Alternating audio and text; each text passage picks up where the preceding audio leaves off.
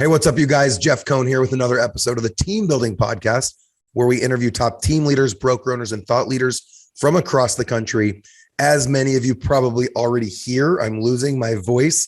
So I'm excited to be hosting a good friend of mine, top real estate broker, team leader, mentor, Mr. Robert David Rogers out of Norfolk, Virginia. How'd I do? Good. Awesome. Why don't you tell our guests real quick? Here. Excited to have you. We're coming into December, and a lot of people are thinking, wow, 2022, let's get away from 2021. We're ready to take over the world and dominate. And so today we're going to talk about a topic that I know is near and dear to both of our hearts, which is career visioning, thinking about what we want out of our career, out of our business, out of our job, and out of our life. But before we get into that, let's talk about you, because I know you have a really exciting past and have done a lot of really exciting things in the real estate space. Yeah, so I've been in real estate for almost 18 years now. And originally from Atlanta, Georgia, I moved to Norfolk, Virginia about 9 years ago. And when I first moved here, I was a solo agent in Atlanta with many different companies. I moved here and I actually was hired on as the sales manager of a mega team, which I ran for almost 5 years. I left there. I was a team leader at Keller Williams for almost a year. And during that time, I realized that that really wasn't the long-term role for me, that I wanted to, pilot and drive my own ship. Yep. And I was tired of padding everyone else's pockets. I, wanted to do something to benefit my own.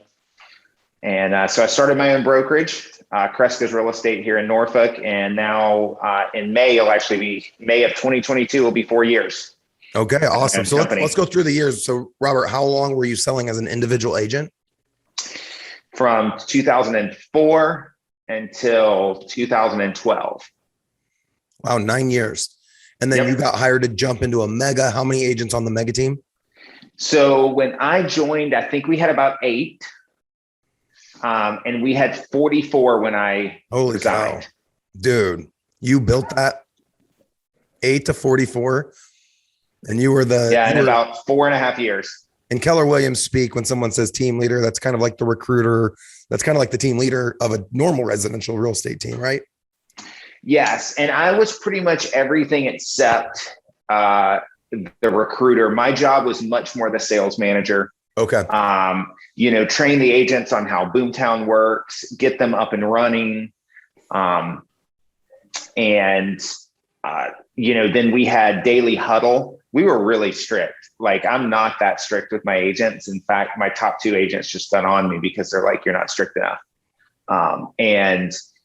Just because we lived in that really strict world of you had to show up at 9 a.m. every day. Yep. And we had a half-hour huddle. And during that huddle, everybody talked about what they had working on, any challenges they had, et cetera.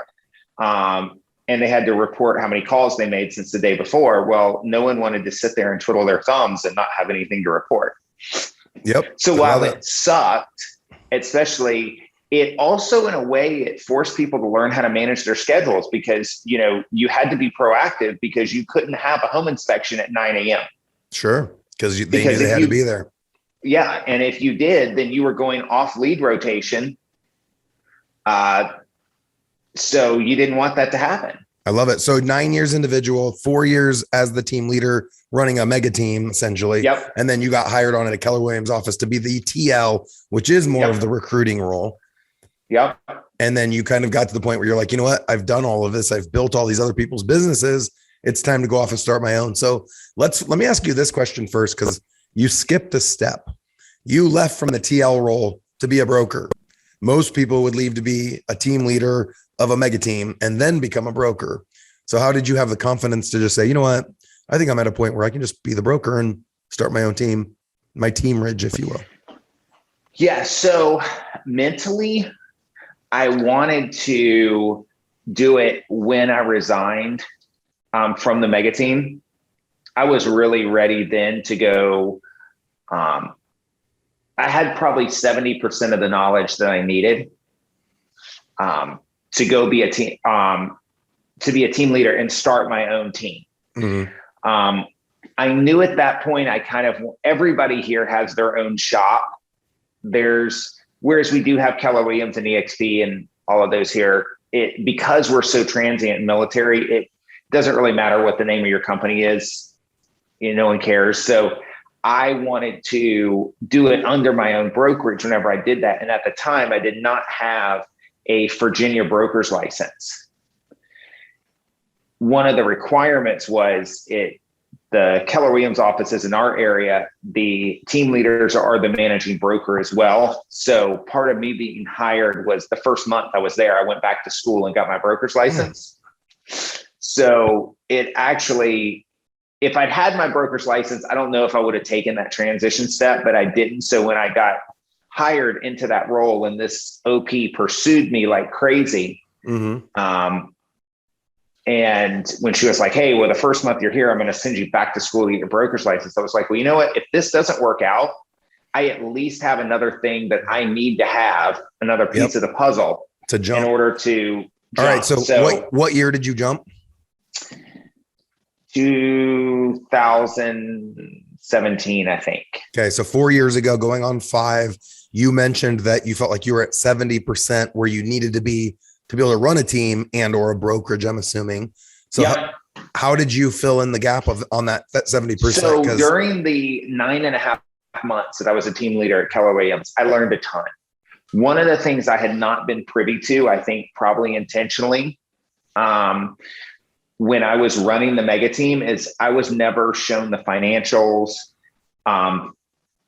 strategic marketing, strategic partnerships, formerly MSAs, were never explained. I didn't know any of that. Well, when I went into the team leader role, I learned all of that.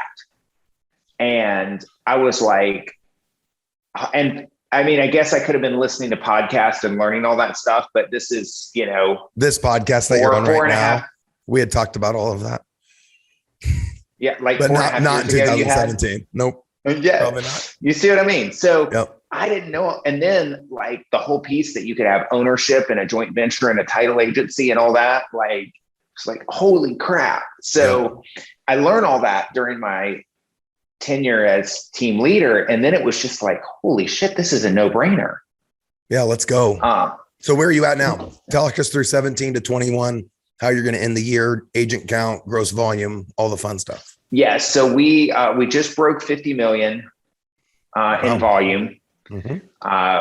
And we've got about 18 agents within the brokerage. I think we're going to hit somewhere between 175 and I would love to say we're going to do 200 transactions, but I think we're probably going to fall somewhere in the 180s. Close to it. What's your average sale price? I looked the other day, I think it's 304. Okay. So after making this jump and you started to get the information you needed to learn how the big mega teams ran and brokerages, how have you done in terms of going out and getting those strategic partnerships lined up to help cover your marketing costs and charging broker fees to help offset your admin expenses and all that stuff? Pretty good. I started off with the broker admin charge. I have raised it. Where are you at? We're at $495 now. On both sides?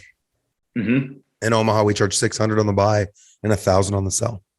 Yeah, I always put this out there for the whole world. You can do whatever you want. Just change the contract. I want to do that. Just change the contract. It's easy. Anyone listening right now, top just change the contract. Just flip when I talk about it. Just change the contract. Just change the contract. It's so funny how it's in our mind. So in some arenas, it's controlled how much you can charge. I believe in the car sale arena, at least in Nebraska, they only can charge a certain amount. I think they call it dock fee. And they only can charge a certain dollar amount. It's so funny. I bought a new Raptor Gen 3. It was the first one in Nebraska 2 weeks ago. And they said, hey, there's this $300 dock fee or stamp fee or whatever. It's a junk fee. And I laughed and I said, I'm happy to pay that. I said, when you buy a house with me, it's going to be $600. And they all got a kick out of it, but it's not a junk fee. I mean, I'm sure the car dealership, just like we are, is offsetting the cost of their admin staff by charging a fee. So they're providing better service to the consumer, and better that we understand that, the better we start to feel about charging more and offering better service and charging more and offering better service. Mercedes doesn't apologize for their AMG that's 160,000. You're buying an experience. And that's what we wanted to represent. I know that's how you are as well. Yeah. So I would say that I failed forward every year. I wouldn't be where I am today. Like I'm such a better leader now than I was when I first stepped into that sales manager role. I was a lot younger then. I was in my early 30s. Mm-hmm. And I'm not the same person today that I was 4 years ago when I decided to open a brokerage. And, I've kind of failed forward along the way. And fortunately, a few years ago, I went to the Boomtown Unite conference. That's how I heard about ERS. And, then in January, we signed up with ERS, and that's been a game changer for us. Awesome. Thank you for saying that. I'm rocking the hat for those just listening. Elite Real Estate Systems is our coaching platform that we launched in 2017, coincidentally, right when you left Keller Williams to go launch your own brokerage. Elite Real Estate Systems is known for coaching and training individual agents, team leaders, investors, broker owners, and anyone and everyone wanting to scale and build a dominant real estate business in their marketplace.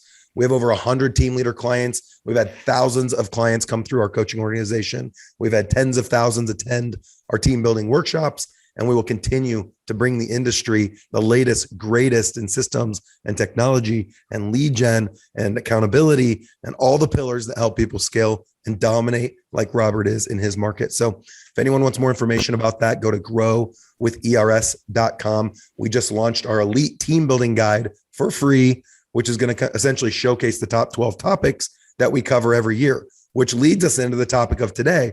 The topic of December every year is career visioning, goal setting. We talk about how to help impact and influence those within our world to help them make good choices as to what will motivate them the following calendar year so that they can determine how much income they want to make, and then the key performance indicators that go behind that. And then you as a leader can work with them to train them on the things that they have to do at a high level and hold them accountable to it. So Robert, why don't you talk to us about these 18 agents and what you guys are doing to help motivate them to live and lead the lives of their dreams? Yeah. So one of the things that I'm really excited about, because this is not something that we did last year, we just had everybody do their vision boards so that we could really do that career visioning and really kind of now, we implemented in June doing the weekly one-on-ones.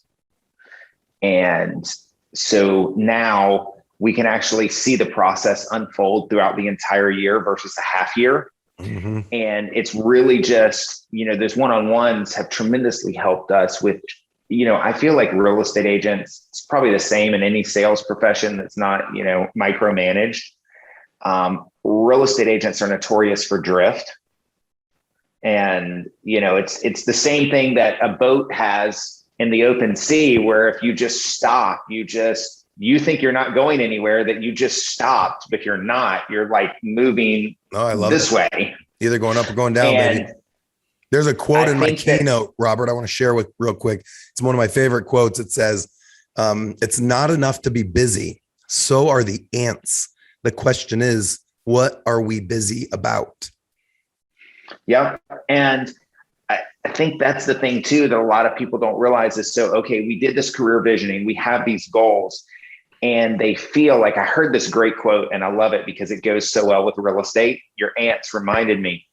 And that's that, like, you can't see termites, but they're doing a shitload of damage. I love it. And I think, but they can completely destroy the foundation of a house. And I think that people don't realize sometimes that it's those little tiny movements that you don't even see that are either pulling you away from your goal or they're pulling you towards your goal.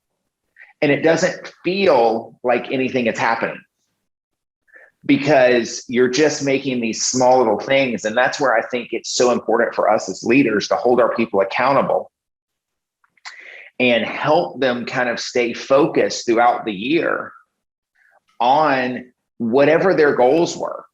And through that career visioning process, I think is what's important, because it's not just, oh, I want to buy a new car.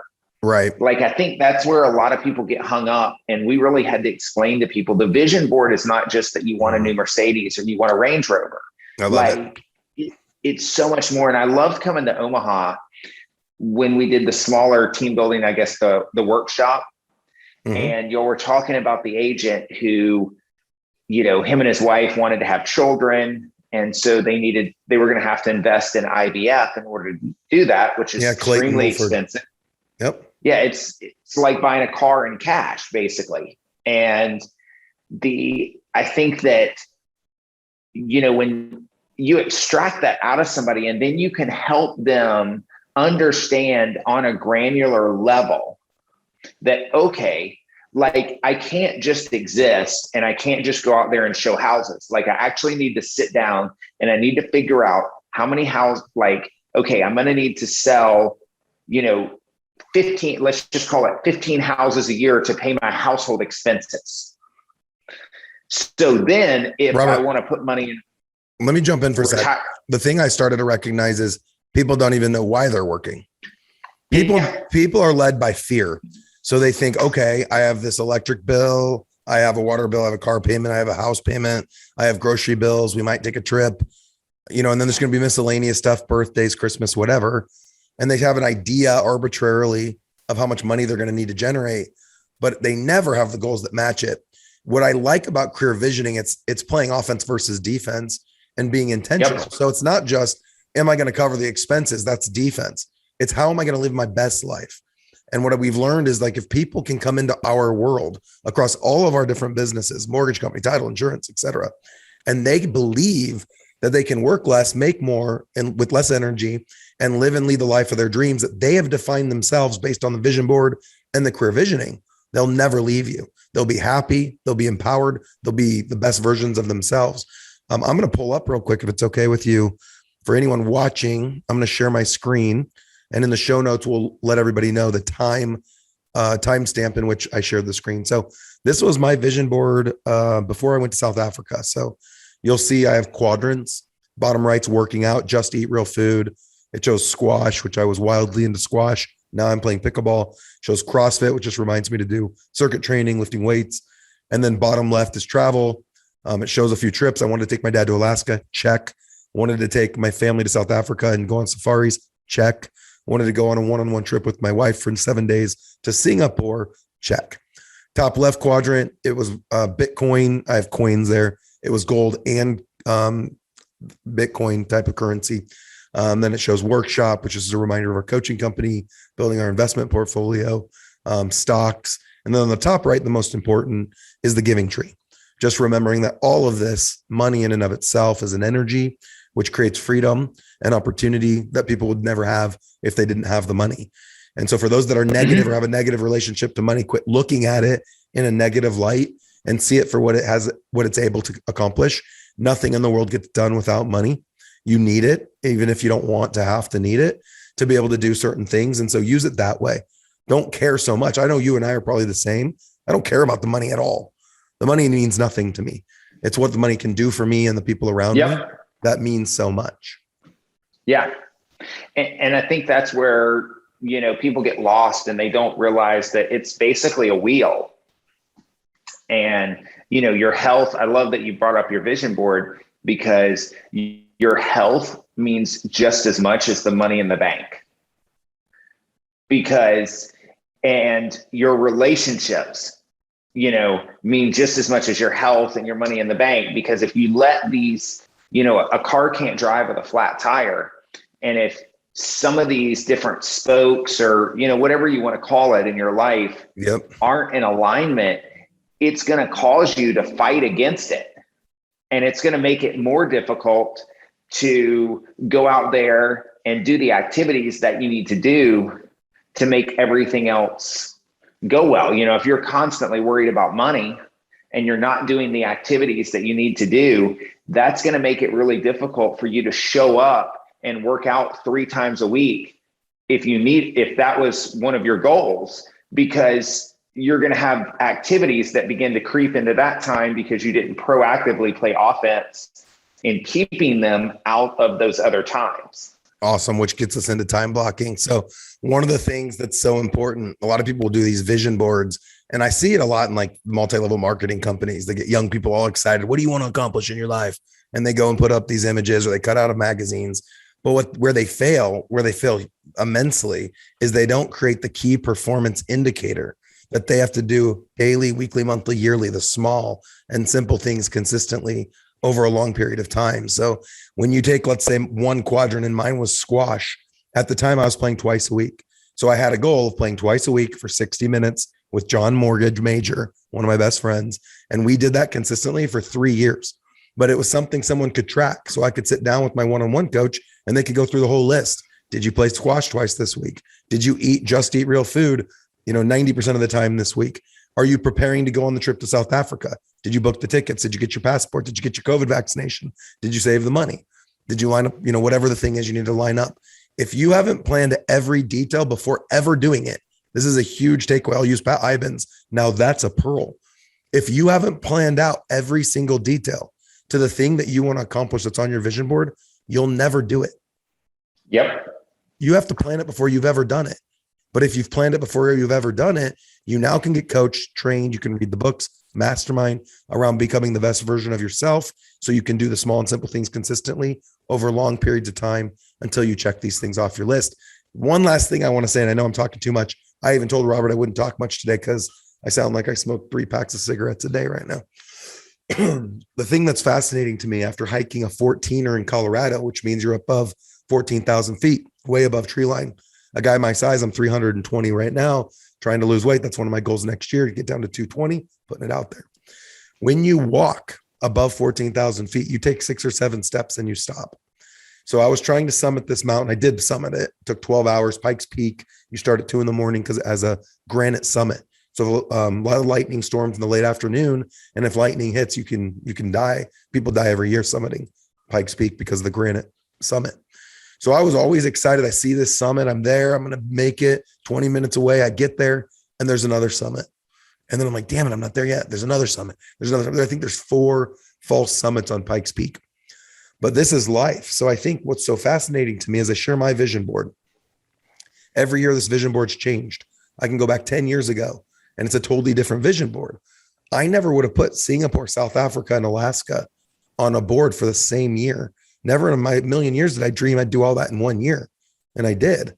And my life has only gotten bigger and bigger and bigger because I've created a life that's bigger. I've chosen that intentionally. And I've done all the little things to live up to that lifestyle. And I'm not winning in all quadrants. I want to be better. I always will seek to become better and will always fall short. You said it so perfectly. You've failed forward to where you are today. But the point I wanted to make to everyone is everyone has these things they think right now. They always have said, I'm going to one day do X. I'm going to have a certain type of physique. I'm going to go on a certain trip. I'm going to take my family to a certain place. I'm going to save money for my kids' education, whatever that thing is. But what's so fascinating is once you've accomplished that thing, you don't even know right now what the next thing's going to be. You haven't thought past the summit.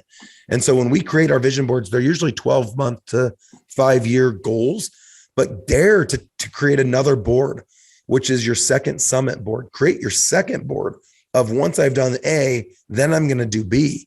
And if you want to get real crazy, then go, okay, once I do B, what am I going to do for C? And what I did and what got me on this train of thinking is I was part of an association called GoBundance, which is gentlemen that are a net worth of $1 million. And we had bucket list items and you had to have 100 items on your bucket list. And I went through and created my list. I had like 10 things on my bucket list, but then everybody shared their bucket list. And I'm like, that sounds cool. I want to hike Machu Picchu. That sounds cool. I want to go parasailing. You start taking other people's stuff and then you start to recognize there's a lot more life out there that I haven't lived that I want to live, not just so I can show off on social, but I want to have that experience. And so I would challenge everyone listening that as you create your board, share it with others, tell people about it. It'll bother certain people. It'll make people feel uncomfortable because they're not doing this for themselves, because by not doing it, then you don't have to experience failure and loss. By not creating the board, you don't have to go through pain. But the truth is by not creating the board, you'll never have true glory or true love or true happiness and true fulfillment.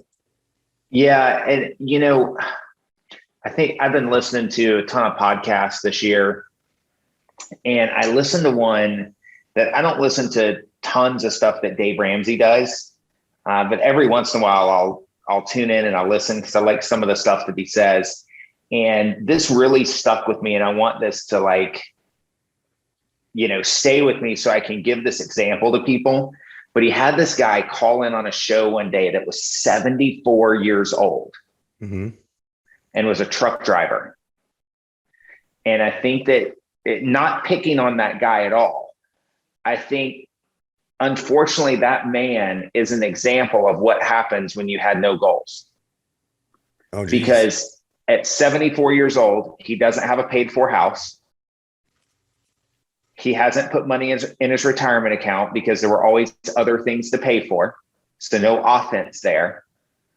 And he didn't even have a paid for car. And he's just trying to figure out, I'm a truck driver.